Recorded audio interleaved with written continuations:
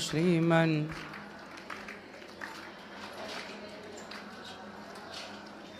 भजमन नारायण नारायण नारायण भजमन। बोलिए गौरी गोपाल भगवान की। जिसका प्रश्न है आध्यात्म जगत से जुड़ा हुआ वो हाथ उठाएं।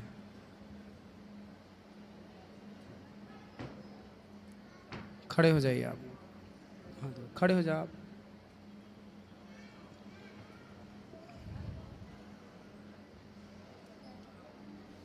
श्रीमन नारायण गुरुजी जी, आपके चरणों में कोटि कोटि प्रणाम। खुश रहिए।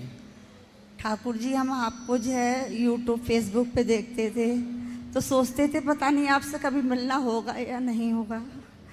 आज हम बांके बिहारी मंदिर आए थे दर्शन करने, फिर पता चला आपकी कथा हो रही है, तो फिर हम अपने परिवार के साथ आए। ये हमारे पति देव हैं और ये मेरा बेटा है, इसका नाम विष्णु है। वाह। हाँ, कोई सवाल? हाँ ठाकुर जी, आपसे एक सवाल करना है। आप हमें ये बताइए कि हमें अपना वैवाहिक जीवन और अपना सांसारिक जीवन कैसे मतलब अच्छी तरीके से जीना चाहिए। वैवाहिक जीवन में दिमाग लगाओ, शरीर लगाओ।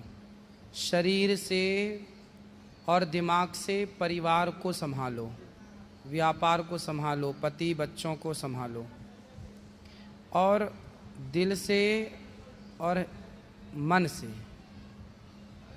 भगवान को संभालो। भगवान को मन की ज़रूरत है तो मन भगवान में रहे। परिवार को दिमाग की ज़रूरत है, दिमाग से परिवार चलता है, तो दिमाग परिवार में लगाओ, दिल भगवान में लगाओ, तन संसार में लगाओ, मन भगवान में लगाओ। भगवान में तो ठाकुर जी बहुत मन लगता है, पर बहुत से लोग कहते हैं ये ढोंग है, तुम ज्यादा भगवान में ध्यान मत लगाया करो। कुछ नहीं होता है, सिर्फ दुख मिलता है, सुख नहीं मिलता है जो भगवान में ध्यान लगाता है। लेकिन मैंने शुरू से ही ठाकुर जी, जब 4th क्लास में थी तब से ही मैंने भगवान में हमेशा ध्यान लगाया है और भगवान सुनते भी हैं। पर दुनिया जो है ना मन भटकाती है ठाकुर जी। कथाएं सुना करिए, कथा सुनते हैं ठाकुर जी, मन भी ठीक होगा। और भगवान में मन लगाने वाला, जो लोग कहते हैं कि भगवान में मन लगाओगे तो दुख पाओगे, भगवान में मन लगाने से ना, भगवान आनंद के सागर हैं। भगवान कृष्ण का नाम है आनंद, इसलिए बोलते हैं नंद के आनंद भयो। हाँ, जय कन्हैया। संसार के लोगों में दुख है। आप संसार के किसी भी व्यक्ति के पास बैठो, वो व्यक्ति सिर्फ अपना दुख बताएगा और दुख बताएगा, रोएगा।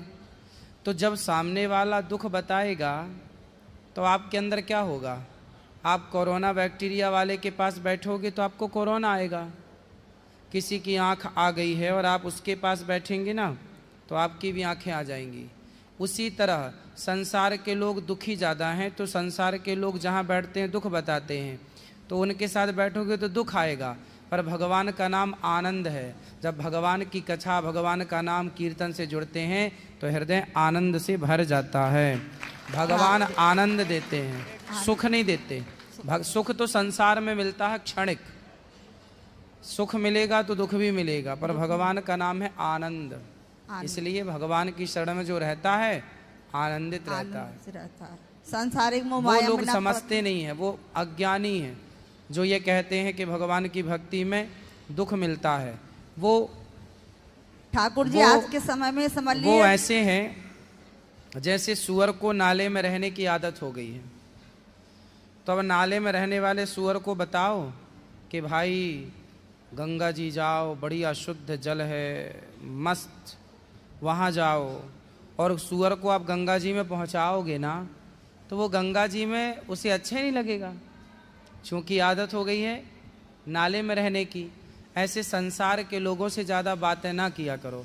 संसार के लोग दुखी हैं, इसलिए उन्हें डर लगता है कि भगवान के पास जाएंगे कहीं हमें, क्योंकि कुछ लोगों को नहीं। और फिर ठाकुर जी एक बात ये भी है कि इंसान हमसे मना करता है कि तुम भगवान के पद पे मत जाओ, और फिर पीछे से वो खुद चल देता है।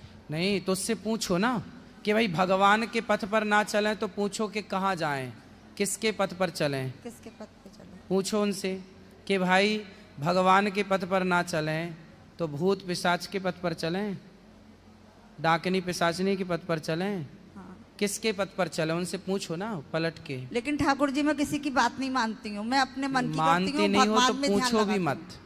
मैं सबसे सलाह लेना भी नहीं चाहिए। नहीं लेती हूँ ठाकुर जी, मैं किसी की भी बात नहीं मानती हूँ। मानते नहीं हैं पर बात तो करते ही है ना। बात करते हैं, इधर उधर लोग करते हैं बात। ये सब बातें भी नहीं करनी चाहिए, क्योंकि 17 लोगों की सलाह लोगे तो मंथरा ने भी तो कैकेयी को सलाह ही दी थी और कैकेयी ने उसकी सलाह मान ली।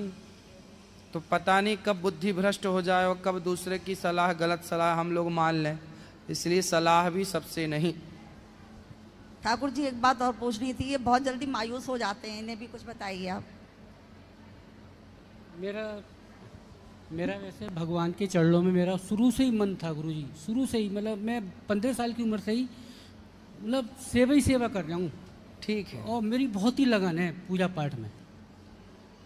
इनको तेज करो थोड़ा सा बेटा, इनको तेज करो पीछे वालों को। बस आपका आशीर्वाद चाहिए गुरु जी मुझे, और कुछ ठीक चाहिए। है, आशीर्वाद है, कथाएं सुना करो, हाँ, मनोबल बढ़ेगा। कथाएं सुनता रहता। ठीक है, ठीक है।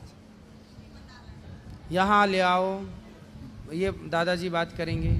ठीक है, बात कराओ उनसे, फिर इनसे। राधे राधे महाराज जी। महाराज जी के चरणों में कोटि कोटि नमन। खुश रहिए महाराज जी, मेरे को ना आपसे यहाँ पे कथा से जुड़ते हुए 3 साल हो गए आज। 3 सालों में बस मेरा मन यही होता है कि अगर मैं इस भारत इंडिया में इतनी चीज़ें हैं, हम जयपुर से हैं, हनुमानगढ़ में हमारा मतलब रहना है, ससुराल है, पर मेरा मन यही है कि अगर मैं कभी भी कहीं भी जाऊँ तो बस यहीं वृंदावन आ रहा हूँ, कहीं नहीं। ऐसी कृपा मेरे सर पे। बिल्कुल। और महाराज जी पिछले साल हमने आपको भैया बनाया था, राखी बांधी थी, हमको आज भी बांधनी है। हम आपके लिए कुछ खाने के लिए लेके आए हैं, वो भी देने हैं। जरूर। अभी आ जाए हम? हाँ, अभी बैठी, प्रश्नोत्तरी के बाद अंदर मिलेंगे। ठीक है महाराज जी, राधे राधे जी।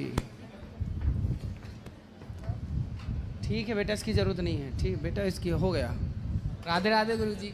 कोई बात नहीं। हाँ, राधे।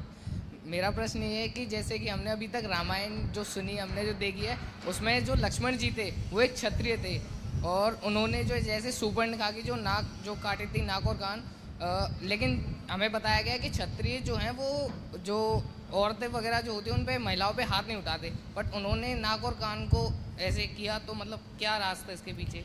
भाई हाथ नहीं उठाते मीन्स जान से नहीं मारते। अच्छा। अब कोई आपके पीछे ही पड़ जाए, नहीं जी शादी कर लो, चलो आप ही बताओ, आपके पीछे कोई महिला पड़ जाए, जहाँ जाओ वहीं चले, हमसे शादी कर लो, शादी तो आप क्या करोगे? नहीं करेंगे। फिर तो जो आप करेंगे वही लक्ष्मण जी ने कर दिया, ठीक तो किया। अच्छा। ये मारना नहीं है मीन्स जान से नहीं मारना, पर पीछे ही पड़े। लक्ष्मण जी ने समझाया तो था कि हम शादीशुदा हैं, पीछा छोड़ो जाओ। ऐसी निर्लज्ज महिला की तो नाक काटनी चाहिए, इसलिए नाक काटी। हाथ पांव काटते तो उसे बताना पड़ता कि ये यहाँ गए थे तो हाथ पांव कट गए। नाक इसलिए काटी कि उसे बताना ना पड़े कि कहाँ गए थे, लोग देखते ही समझ जाएंगे कि नाक कटाने ही गई थी, तो नाक कटा के आ गई। धन्यवाद जी। यहाँ दादाजी खड़े हो जाइए। महाराज जी, मैं चित्रकूट से आया हूँ और यूनिवर्सिटी में प्रोफेसर था, अभी अप्रैल में रिटायर्ड हो चुका। तो आध्यात्मिक लगाव है, ब्राह्मण कुल में जन्म लिया, पूजा पाठ सुबह शाम करते हैं। और यहाँ आपका जब से संपर्क हुआ तो आपका यूट्यूब वगैरह देखते हैं, वाइफ भी देख रही हैं। हमारी ये पत्नी है और ये बच्चा है। खड़े हो जाओ। अरे बेटा रुक जाओ, ओ पंचायत भाई बैठो। अरे बैठ जाओ जी। तो एक तो प्रश्न ये है महाराज जी कि वहाँ पर तो हम ज़्यादातर परिक्रमा करते हैं, सीताराम का जाप करते हैं, और जब से आपका देखा है तो वो राधे वाला इधर मन अब बहुत ज़्यादा झुकाव हो गया है, तो इसको कैसे मैनेज एक ही है, सीताराम और राधे श्याम ये दो नहीं है। चाहे सीताराम कहो, राधे श्याम कहो, दोनों का मतलब एक ही है। मतलब इधर कन्वर्ट कर सकते, नाम इधर कर सकते, तो अपना इधर से जाप चलने लगे तो जाप जो मंत्र लिया है गुरुजी ने, जो मंत्र दिया है वो जाप करो। अच्छा। तो गुरुजी तो बहुत पहले, मैंने 40 साल पहले लिया था, एक मंत्र दिया था। तो मंत्र याद है? हाँ, मंत्र याद है। मंत्र तो का जाप करो और श्रीमन नारायण कहो या श्री राधा कहो। हमारे मन में ये है कि चूंकि अब उनसे संपर्क भी नहीं कहीं भी आना जाना आश्रम में भी, कि हम मतलब कोई नए गुरुजी या कोई मंत्र लें तो हमें उनका वो तरह से मार्गदर्शन मिलता रहे, तो ऐसा कर सकते हैं। मंत्र तो ले रखा है आपने। हाँ जी। तो मंत्र का जाप करते रहिए, पर जहाँ आपको ज्ञान मिल रहा है वहाँ शिक्षा गुरु मान सकते हैं। दीक्षा गुरु तो हैं ही, शिक्षा गुरु मानते रहो। अच्छा, कर सकते हैं। और ये पत्नी है, इनकी तबीयत काफ़ी ख़राब रहती है, ये भी काफ़ी आध्यात्मिक शक्ति हैं, लेकिन ये बहुत पवित्रता और साफ़ सफाई बहुत करती है। जब तक रहेंगी, जो टॉयलेट में इनको IBS की केस से ज़्यादा रहना पड़ता, तो उस समय तक इनकी पूजा नहीं होती, बहुत दुखी रहती हैं। तो इसके लिए पूजा कोई बात नहीं, कहीं भी रहो शरीर से, मन भगवान से जुड़ा रहे, यही पूजा है। पूजा मतलब आरती उतारना, माला जपना ही नहीं है। कोई पूजा नहीं कर पाती महाराज जी, शारीरिक नहीं कर पाती, वैसे आपका नाम जब तो पूरे मानसिक करते रहिए, मानसिक पूजा ही ठीक है जी। ये भी पूजा पाठ करते, लेकिन मोबाइल में बहुत ज़्यादा आप समझे। अब आप जो महाराज जी राधे राधे।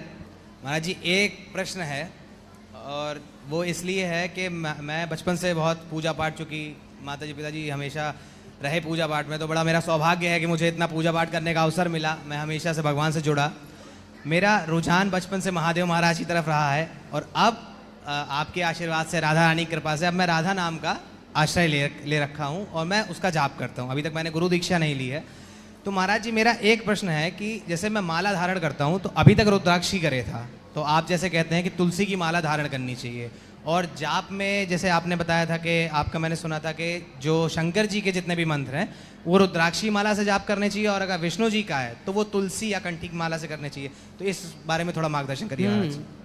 भगवान शिव से जुड़ा हुआ रुद्राक्ष से, भगवान नारायण राम कृष्ण से जुड़ा हुआ तुलसी की माला से ही जाप होता है।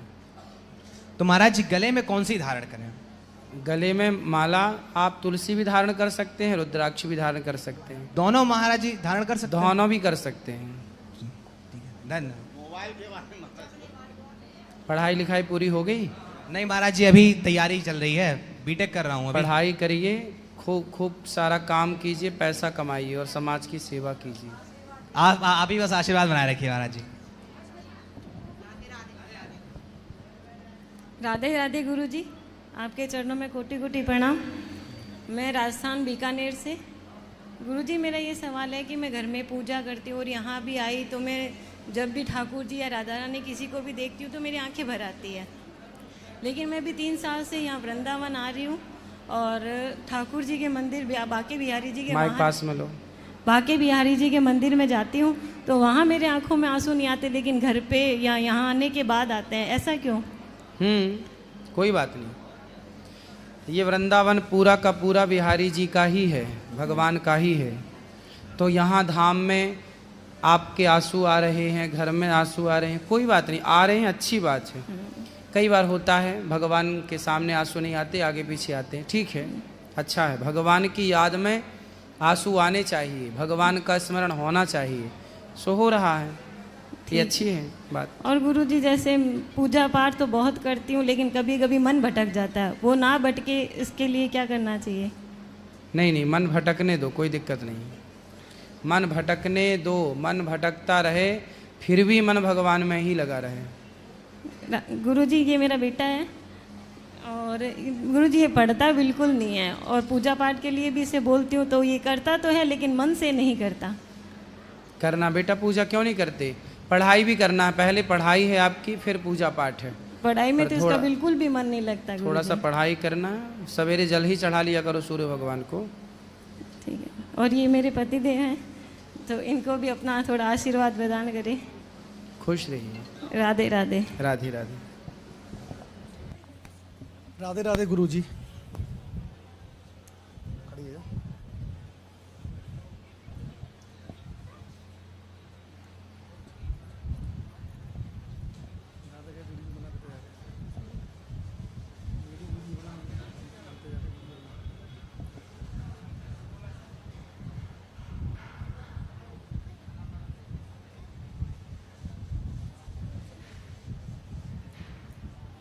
राधे राधे गुरु जी।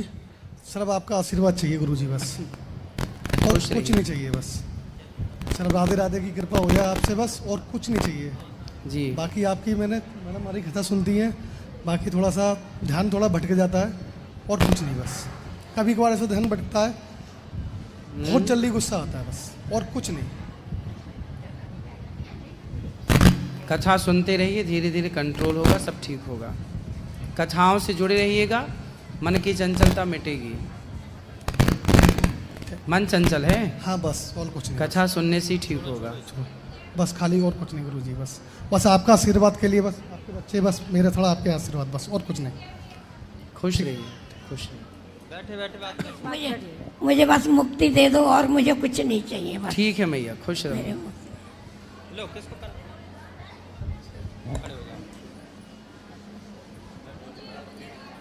जय श्री कृष्णा, राधे राधे गुरुजी।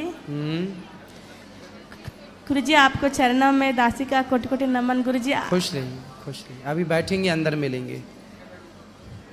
गुरुजी आज हम जा रहे हैं। गुरुजी जाने का मन नहीं है बिल्कुल भी आपको, और उनको छोड़ के जाने का मन नहीं है। कोई बात नहीं, फिर आना। फिर भी टिकट है गुरुजी, सुबह जा रहे हैं, लेकिन हम यहाँ के याद है ये सब, और कान्हैया को साथ में इनके सहारे रहेंगे।